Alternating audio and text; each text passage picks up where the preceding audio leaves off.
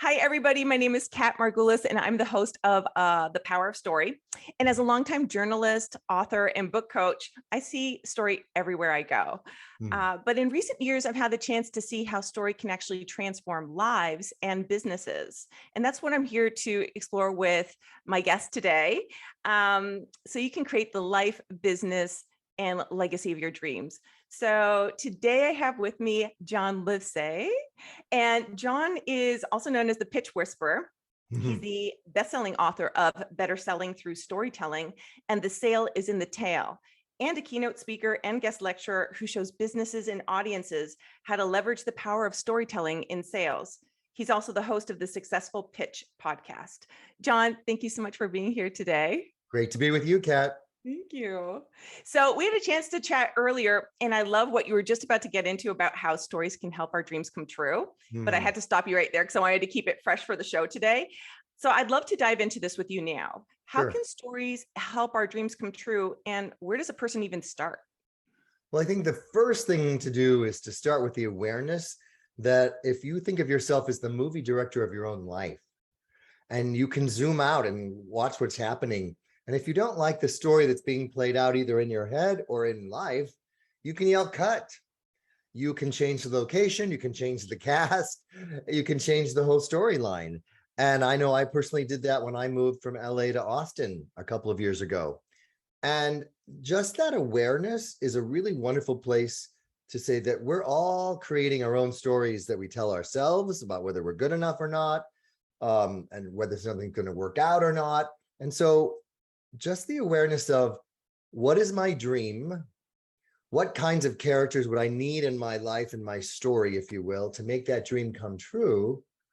And what would my life be like after that dream came true? Because I'm a real big believer that the key part of a really good story is the resolution. What happens after the conflict has been resolved?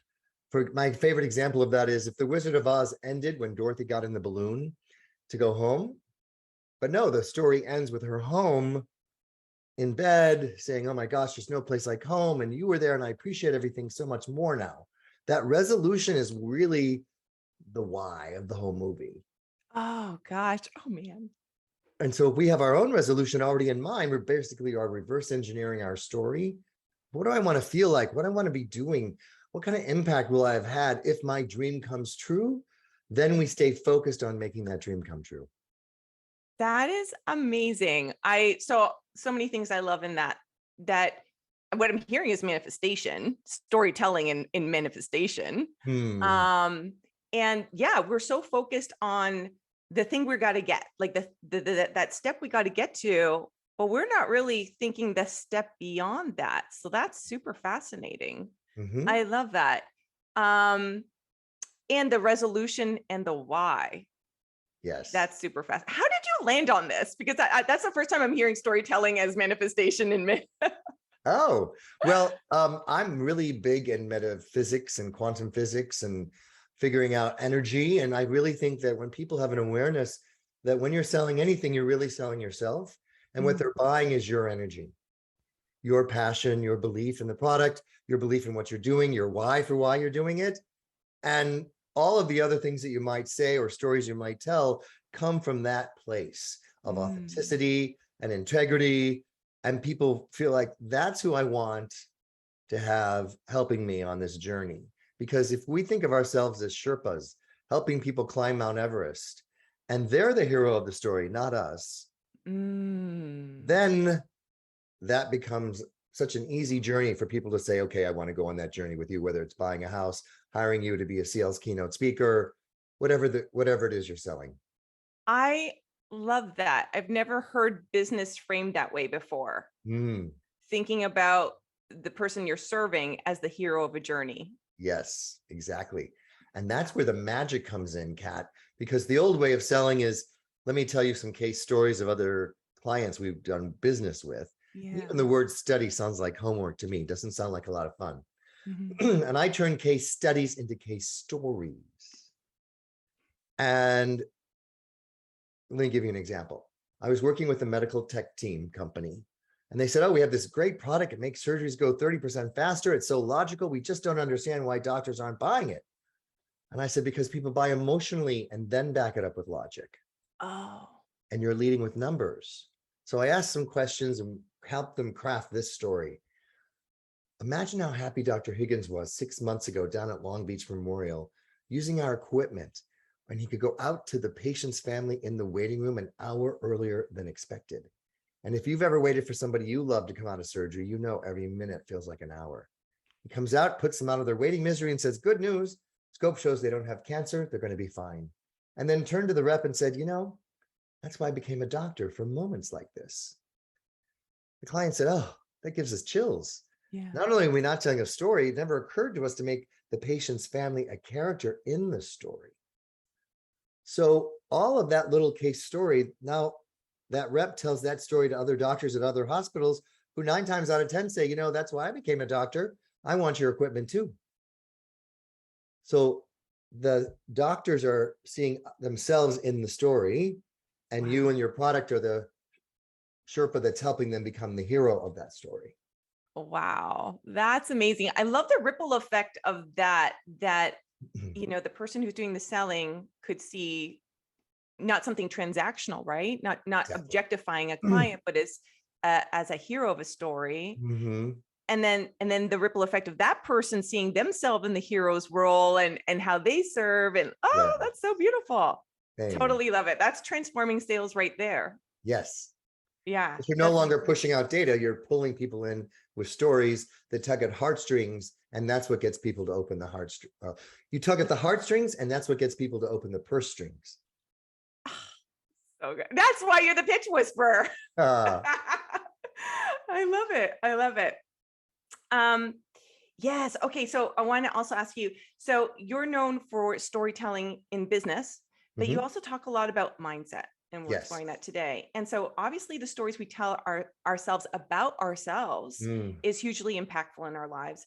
How can we tell better stories to propel us forward rather than stories that hold us back? Well, I have something I've created called the 5-5-5 method. So one of the key things is life's going to be full of frustrations, disappointments, rejection, maybe even betrayals. How we react to that is the key of how fast do we get back up after we've gotten the no, or somebody cuts us off in traffic, whatever it is that upsets you. I say to people, ask yourself, will this matter in 5 seconds? How about 5 minutes? How about 5 days from now? And if you can zoom out again and ask yourself, 5 days from now, I will have forgotten about this person cutting me off in traffic, or the fact that I didn't get this sale, I'll be on to the next one. But instead of holding on to it for 5 hours or 5 days, why don't I let it go now? Oh, So that I'm fully present for the next encounter and not holding on to that negativity. yeah. I love that. I love that. Um, so you built a successful business and written books, teaching people how to use story uh, to increase sales and improve their business. What's the biggest stumbling block that comes up for people around this subject, and how do you help them overcome it? Well, the biggest stumbling block used to be people could not connect the dots between storytelling and sales. Mm, They just didn't see how the two went together. And so once they have the awareness that people are buying emotionally and not logically, that they need to become a storyteller. mm, Because I work with a lot of industries that don't really want to think of themselves as salespeople, lawyers, architects. We're professionals. But I said, yeah, you still have to convince people to hire you versus a competitor. mhm. So you are selling, but let's just not call yourself a salesperson. Let's call yourself a storyteller. And once that shift happens, then they're like, oh, we're just going in to share stories, our own story, stories of clients we've helped. I can totally do that. I'm in. Oh, I love that. I love that. I do meet people like that every day. Mm-hmm. And yeah, it's a total shift in energy. Yes. I love it. I love it. Um, is there a difference between a good story and a story that sells? Well, what my definition of what a good story is that the stakes have to be high. In this, Oh, there has to be some conflict, or we don't care. yeah. So as you notice in that earlier story, I talked about, the patient's family in the waiting room, and you notice how I pulled you into the story by saying, if you've ever waited for someone you love to come out of surgery, every minute feels like an hour. So even if you haven't been through that experience, you could probably imagine it, or you know somebody who has. So the stakes are high for that patient's family. Every minute is torture, waiting. Is my loved one going to die? Be okay? What's the diagnosis, etc.? That's why that story holds together, because the stakes are high. Love it. So if you're going to really, I have a checklist for telling a good story. Is it clear? Because if you confuse people with acronyms or bore them, they don't buy. Is it concise? Why does it need to be concise? So that they can remember and repeat it to other people who might be making decisions. And finally, is it compelling? Is there some emotional hook here that makes us care about what's happening in the story? So clear, concise, and compelling. Have that as your checklist before you tell your next story, and your sales will go up. I love that. I love it. And what's coming up for me is I feel like, especially like with marketing on TV, it seems like the feeling is often like a feeling of fear, but it doesn't have, I'm just hearing emotion. It doesn't have to be a pain point necessarily, where I think sales might tend to go to. Well, people typically buy to get out of the problem has to be fairly big, because people in general don't like change, and you're asking them to change behavior, change the way change the toothpaste you're buying, whatever it is. Yes. So when you describe a problem in great detail and have a lot of empathy, that's when people think you have their solution. That's why good marketing copy, good advertising copy describes people's pain points from talking to people. And then you as a potential buyer say, wow, are you in my head? That's exactly how I feel. Or I haven't been able to put that uneasiness into words, but yes, that is me. And for my case, a lot of people have said to me, we're just so tired of coming in second place when we pitch against competitors. I'm like, okay, so that's one of my things that I talk about is, if you're tired of coming in second place, whoever tells the best story gets the sale. So let's work together on getting you to be the best storyteller. I love it. I love it. What story has made the biggest difference for you in your life? Wow. Well, the biggest story that I would say was somebody I interviewed on my podcast, Isaac Litsky. And he had one of the best openings to a TED Talk I've ever heard, which is, I'm going to tell you 5 things about myself. See if you can guess which one isn't true. I was on a hit sitcom. I went to Harvard Law.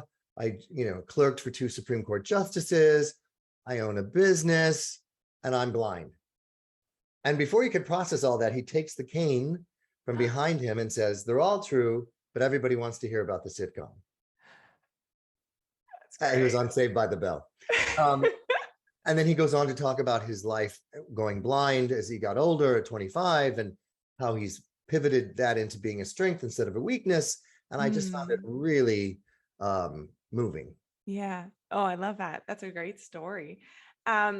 Is there anything else that you'd like to share with the audience today? Any more tips or anything else you'd like to share? Yes, I have a free gift for everybody. If you take out your phone and text the word pitch, PITCH, to 66866, I will send you a free chapter of my book, The Sale is in the Tail. Love it, John. I love it. Thank you so much for being on the show. Thank you for being so generous with your tips and advice. Sure. Lots of gold in there for me, and I'm sure for everybody watching at home.